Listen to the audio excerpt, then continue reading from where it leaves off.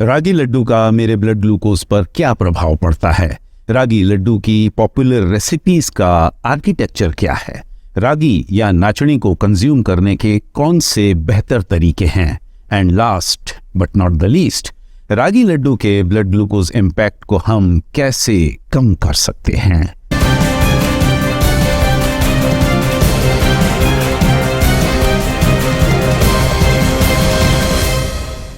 Hello and welcome to nourishing काका।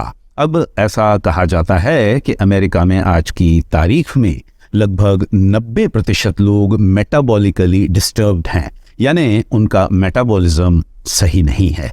दूसरे शब्दों में, मुश्किल से 10% लोग ही सिर्फ ऐसे हैं जिनका किडनी फंक्शन, लिवर फंक्शन, जिनकी डाइजेस्टिव हेल्थ, जिनकी कार्डियोवैस्कुलर हेल्थ, जिनका गट बायोम कंडीशन ऑप्टिमम लेवल पर काम कर रहा है। अब यदि ये आंकड़ा अमेरिका का है, जहां एयर पॉल्यूशन बहुत कम है, जहां वाटर क्वालिटी काफ़ी अच्छी है, जहां पर फूड प्रोडक्शन क्वालिटी कंट्रोल करने के सिस्टम्स बेहतर हैं, अब यदि वहां पर ये हालत है तो ये बताने की ज़रूरत नहीं है कि हमारे देश में इसका प्रतिशत और भी ज़्यादा हो सकता है। और ये बात हमारे आसपास के समाज में आसानी से देखी समझी जा सकती है। अधिकतर लोगों की बॉडी शेप और फिटनेस लेवल को देखकर ही अंदाज़ा हो जाता है कि हमारे देश में भी अधिकतर लोग अनफॉर्चुनेटली मेटाबॉलिकली अनफिट हैं। और इसी के चलते हमारे समाज में अब कुछ अवेयरनेस आने लगी है और कई लोग अपने खाने पीने की चीज़ों में बेहतर अल्टरनेटिव्स ढूंढने लगे हैं। और अक्सर जब वे बेहतर अल्टरनेटिव्स ढूंढते हैं तो मेनस्ट्रीम फूड प्रोडक्ट्स को छोड़कर वे कुछ ऐसे फूड प्रोडक्ट्स पर ध्यान देते हैं जिनका न्यूट्रिशनल प्रोफाइल कुछ बेहतर हो। ऐसा ही एक फूड प्रोडक्ट है रागी या नाचनी या फिंगर मिलेट। आज से लगभग 50-60 साल पहले ये कुछ स्पेसिफिक रीजन्स तक ही लिमिटेड थी, लेकिन अब इसका नाम पूरे देश में फैल गया है और आज ये लगभग आपको हर जगह पर मिलती है। और इससे दर्जनों रेसिपीज भी आजकल बनाई जाती हैं। कर्नाटक में लोग रागी मुड्डे तो खैर बनाते ही हैं और अन्य स्टेट्स में रागी का उपयोग इडली, डोसा, रोटी, भाखरी जैसी चीज़ों को बनाने के लिए भी किया जाता है। और क्योंकि हमारे देश में सब लोग मीठा खाने के शौकीन हैं, तो ये तो हो ही नहीं सकता कि इस रागी जैसे खूबसूरत मिलेट का कुछ मीठा न बनाया जाए, तो इसीलिए इसके लड्डू बनाए जाते हैं। और क्योंकि रागी का हमारे समाज में आजकल काफ़ी नाम है, तो नेचुरली रागी लड्डू को भी बहुत रिस्पेक्ट दिया जाता है। कई लोग इसे न्यूट्रिशन बॉम्ब कहते हैं, कई लोग इसे क्रॉनिक डिसीजेस को जड़ से निकालने वाला रामबाण कहते हैं। और इन सब क्लेम्स के चलते आज आपको रागी लड्डू लगभग हर जगह पर दिखाई देते हैं। और इन्हीं सब तारीफों को काफ़ी समय से सुनते रहने के बाद मैंने कुछ दिन पहले 100 ग्राम रागी लड्डू खाकर इसके ब्लड ग्लूकोज पर होने वाले इम्पैक्ट को जानने और समझने की कोशिश की। और उस दिन मैंने इसे खाना शुरू किया 7 बजे और उस वक्त मेरा बेसलाइन ब्लड ग्लूकोज था 79 या 79। और उसके कुछ देर के बाद ही 7:39 पर जब मैंने ब्लड ग्लूकोज की हाईएस्ट रीडिंग देखी तो वो थी 137, 137। अब यहाँ एक बात कहनी ज़रूरी है और वो ये कि ये इम्पैक्ट मेरे ब्लड ग्लूकोज पर था और ये हाईली स्पेसिफिक और पर्सनलाइज्ड रीडिंग थी। जैसा कि मैं पहले भी कई वीडियोस में कह चुका हूँ कि हर व्यक्ति के ब्लड ग्लूकोज मैनेजमेंट कैपेसिटी में काफ़ी फ़र्क होता है। उसके सेक्स, उसके जेंडर, उसके इमीडिएट एनवायरनमेंट में कितनी स्ट्रेस है, इन सब चीज़ों का ब्लड ग्लूकोज मैनेजमेंट कैपेसिटी पर फर्क पड़ता है। हर व्यक्ति के डाइजेस्टिव ट्रैक्ट की लंबाई अलग होती है, हर व्यक्ति का हार्मोनल सिस्टम अलग अलग होता है। तो ये हो सकता है कि आपके ब्लड ग्लूकोज लेवल पर ठीक इसी तरह का ये लड्डू खाने से, रागी लड्डू खाने से कुछ अलग तरह का प्रभाव पड़े। लेकिन इस एक्सपेरिमेंट से आपको एक छोटा रेफरेंस पॉइंट तो मिल ही जाता है। अब क्योंकि इस लड्डू में रागी या नाचनी या फिंगर मिलेट का इस्तेमाल किया गया है, जो कि एक बहुत ही पौष्टिक न्यूट्रिशियस मिलेट है, तो इंटरनेट पर इस लड्डू की तारीफ में गाना गाने वालों की कमी तो खैर नहीं ही है। इस लड्डू की शान में काफ़ी कसीदे पढ़े गए हैं। कई लोग कहते हैं कि इसमें काफ़ी मात्रा में एमिनो एसिड्स हैं, कैल्शियम और आयरन पाया जाता है। कई लोग इसे पोस्टपार्टम पीरियड के लिए बेस्ट फूड प्रोडक्ट बताते हैं। कुछ लोग तो इसे पोस्टपार्टम लड्डू कहकर ही पुकारते हैं। कई लड्डू मैन्युफैक्चरर्स इसे super food for lactating mothers कहते हैं और क्लेम करते हैं कि इस तरह का लड्डू खाने से लैक्टेटिंग मदर्स को मिल्क प्रोडक्शन में काफ़ी सहायता मिलती है। अब कुछ समय पहले मैंने एक वीडियो बनाया था जो कि मेथी के लड्डू के बारे में था। मेथी लड्डू का मेरे ब्लड ग्लूकोज पर क्या इम्पैक्ट होता है, और यदि आपने उसे देखा है तो आप जानते ही होंगे कि मेथी के लड्डू के बारे में भी कुछ इसी तरह की बातें कही जाती हैं। लड्डू मैन्युफैक्चरर्स उसे भी पोस्टपार्टम लड्डू कहकर ही पुकारते हैं और पोस्टपार्टम पीरियड के लिए बहुत अच्छा फूड प्रोडक्ट मानते हैं। और मैंने उस वीडियो में कहा था कि ये सब सेल्स गिमिक्स हैं। ये बात सही है कि मेथी दाने या फेनुग्रीक सीड से हमें बहुत सारे हेल्थ बेनिफिट्स मिलते हैं, ये बात बिल्कुल सही है। लेकिन जिस तरह से वो लड्डू बनाए जाते हैं कमर्शियल मैन्युफैक्चरर्स द्वारा, उन्हें खाने से आपका फायदा कम और नुकसान ज्यादा हो सकता है। और लगभग यही बात रागी लड्डू के साथ भी है। ये बात सही है कि रागी एक बहुत ही बेहतरीन फूड ग्रेन है, लेकिन जिस तरह से लड्डू मैन्युफैक्चरर्स उसके लड्डू बनाते हैं और उसे बनाने में बेहिसाब शक्कर या हाई फ्रक्टोज कॉर्न सिरप का उपयोग करते हैं, तो उसके बाद जो रागी लड्डू बनता है उसमें रागी की अच्छाइयाँ कम होती हैं और शक्कर की बुराइयाँ ज्यादा होती हैं। और उसमें रागी या नाचनी की कोई गलती नहीं है। गलती है तो उन रेसिपीज की जो इस लड्डू को बनाने के लिए एम्प्लॉय की जाती हैं। अब रागी लड्डू की जो सबसे कॉमन और सबसे पॉपुलर रेसिपी है, उसके अनुसार यदि आप 300 ग्राम रागी का आटा लेते हैं तो उसमें आप लगभग 200 ग्राम गुड़ या शक्कर मिलाते हैं, लगभग 60 ग्राम घी मिलाते हैं और लगभग 3-4 ग्राम इलायची पाउडर या कार्डमम पाउडर मिलाते हैं। ये सबसे बेसिक रेसिपी है। इस रेसिपी के कुछ वेरिएशंस भी हैं।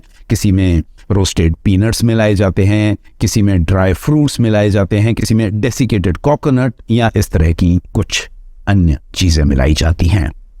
और इसीलिए इस रागी के लड्डू को खाने के बाद मेरे ब्लड ग्लूकोज में जो जंप आया वो दूसरी मिठाइयों जैसा ही था। मुझे याद है कुछ दिन पहले मैंने सूजी हलवा खाकर उसके ब्लड ग्लूकोज इम्पैक्ट की हाईएस्ट रीडिंग नोट की थी और वो थी 144।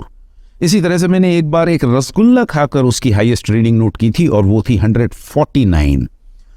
तो जैसा कि आप देख सकते हैं कि रागी लड्डू या रसगुल्ले या सूजी हलवे में कोई विशेष फर्क नहीं है। ये सब मिठाइयां हैं और इन सब में एक चीज कॉमन है और वो है शक्कर का अंधाधुंध उपयोग। और जब हम शक्कर का अंधाधुंध उपयोग अपनी डेली डाइट में करते हैं तो उसकी वजह से हमारे ब्लड ग्लूकोज में लगातार जंप्स आते रहते हैं और यही जंप्स एक्सेस वेट गेन और मोटापे और इंसुलिन रेजिस्टेंस का कारण बनते हैं।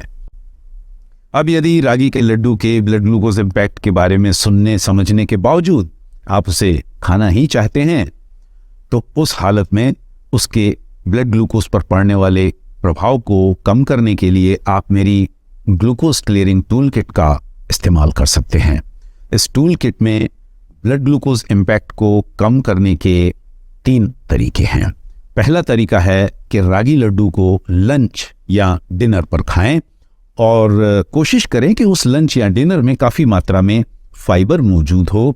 कोशिश करें कि उस लंच या डिनर में काफ़ी मात्रा में छिलके वाली दाल हो या सब्जियां मौजूद हों। ऐसा करने से दालों और सब्जियों में पाए जाने वाला फाइबर रागी लड्डू के ब्लड ग्लूकोज इम्पैक्ट को कुछ हद तक कम कर देगा।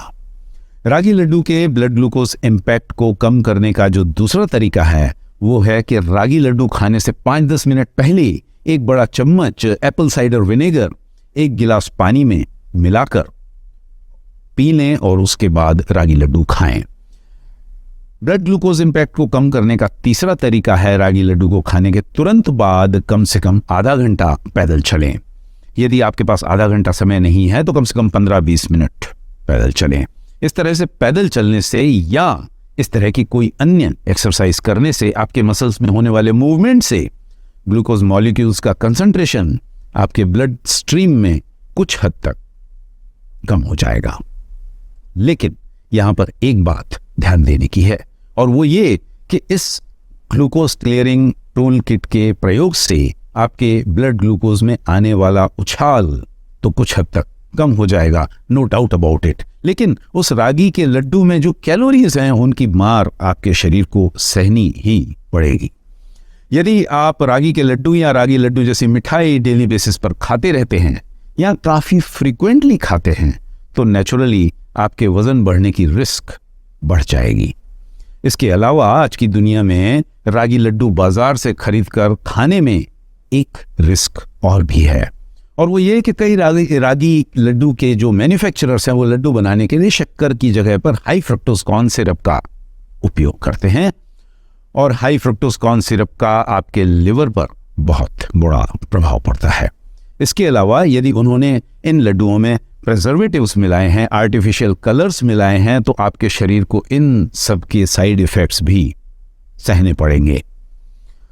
इसके अलावा बाजार में बिकने वाले अधिकतर लड्डुओं में वनस्पति घी, हाइड्रोजनेटेड फैट्स या ट्रांस फैट्स का उपयोग भी किया जाता है, और वो इसलिए क्योंकि आज की तारीख में अच्छी क्वालिटी के प्योर देसी घी की कीमत लगभग 2000 रुपये प्रति किलो है।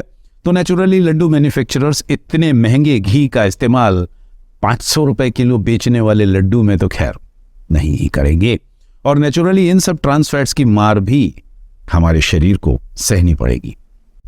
तो इन सब बातों का मतलब यही है कि रागी के लड्डू खाएं, जरूर खाएं, लेकिन कभी कभार खाएं, रोज रोज न खाएं, और जब भी आप इसे खाएं तो इस ग्लूकोज क्लियरिंग किट का इस्तेमाल करें। जहां तक मेरा सवाल है, मैं किसी भी भोज्य पदार्थ को, किसी भी फूड प्रोडक्ट को टोटलिटी में देखता हूं।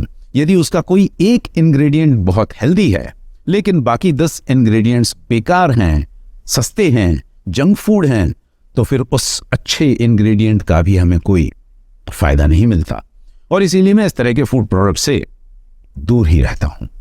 अब जैसा कि मैंने पहले भी कई बार इस वीडियो में कहा कि रागी या नाचनी एक बहुत ही फायदेमंद फूड ग्रेन है। इसमें हमारी हेल्थ को हर लेवल पर सपोर्ट करने के लिए विटामिन्स, मिनरल्स और माइक्रोन्यूट्रिएंट्स मौजूद हैं। रागी का एक सबसे बड़ा फायदा तो खैर यही है कि इसमें लगभग 15 से 20% डाइटरी फाइबर होता है, लगभग 3.5% मिनरल्स पाए जाते हैं। इसके अलावा रागी का सीड कोट फाइटोकेमिकल्स का भी एक बहुत ही महत्वपूर्ण सोर्स है। लेकिन रागी या नाचनी के बारे में जो सबसे खूबसूरत बात है वो ये कि इसमें और सब ग्रेन्स के मुकाबले सबसे ज्यादा कैल्शियम पाया जाता है। सिर्फ 100 ग्राम रागी के सेवन से आपको 344 मिलीग्राम कैल्शियम मिल जाता है, जो कि आपकी डेली डाइट का लगभग 1/3 होता है। और इन्हीं सब कारणों की वजह से मैं रागी या नाचनी को बहुत पसंद करता हूं। मुझे जब भी मौका मिलता है तो मैं उसे खाता हूं, लेकिन जैसा कि आप समझ सकते हैं कि मैं उसके लड्डू बनाकर तो खैर नहीं खाता। मैं उसे खाता हूं रोटी बनाकर, भाखरी बनाकर या रागी मुड्डे बनाकर। इसके अलावा और बहुत सारी रेसिपीज भी हैं। मेरी सबसे सिंपलेस्ट रागी रेसिपी तो खैर यही है कि मैं उसे रात को भिगोकर रखने के बाद सुबह कुकर में कुछ पानी के साथ बॉईल कर लेता हूं, और फिर बाद में उस बॉइल्ड रागी को मैं किसी भी वेजिटेबल करी के साथ या दाल के साथ ठीक वैसे ही इस्तेमाल करता हूं जैसे कि किसी रेड राइस या ब्लैक राइस या ब्राउन राइस को करता। इस तरीके से नाचनी या फिंगर मिलेट को कंज्यूम करने से मुझे रागी के डाइटरी फाइबर का पूरा फायदा मिल जाता है, और जैसा कि मैं अन्य कई वीडियोस में एक्सप्लेन कर चुका हूं, डाइटरी फाइबर हमारी हेल्थ के लिए बहुत जरूरी है। एक सिंपल फॉर्मूला याद रखिए, जब आप 70 ग्राम रागी या नाचनी खाते हैं तो उसमें आपको लगभग 7 ग्राम डाइटरी फाइबर मिलता है, और यदि आप इसे अपनी रेगुलर डाइट का हिस्सा बनाते हैं तो साइंटिफिक स्टडीज में यह पाया गया है कि सिर्फ इस एक छोटे से एक्शन लेने की वजह से ही आपकी हार्ट अटैक की रिस्क में 9% की कमी हो सकती है। ये इस खूबसूरत फूड ग्रेन का कमाल है, और इन्हीं फायदों को प्राप्त करने के लिए मैं इस बेहतरीन मिलेट का इस्तेमाल करता हूं। और इसी तरह के फूड प्रोडक्ट्स को अपनी डेली डाइट में इंक्लूड करने की वजह से मेरा ब्लड ग्लूकोज, मेरे ब्लड प्रेशर मार्कर्स, मेरे ट्राइग्लिसराइड्स, मेरा एलडीएल कोलेस्टेरॉल, मेरा एचडीएल कोलेस्टेरॉल और मेरा वजन एक हेल्दी जोन में, एक स्टेबल जोन में रहते हैं। और जैसा कि मैं अक्सर कहता हूं कि यदि मुझ जैसा व्यक्ति ये सब कर सकता है तो ऐसी कोई वजह नहीं है कि आप ऐसा क्यों नहीं कर सकते। जरूरत है तो रागी जैसे खूबसूरत मिलेट्स को अपने जीवन का हिस्सा बनाने की और उन्हें सही तरीके से अपनी डाइट में इंक्लूड करने की।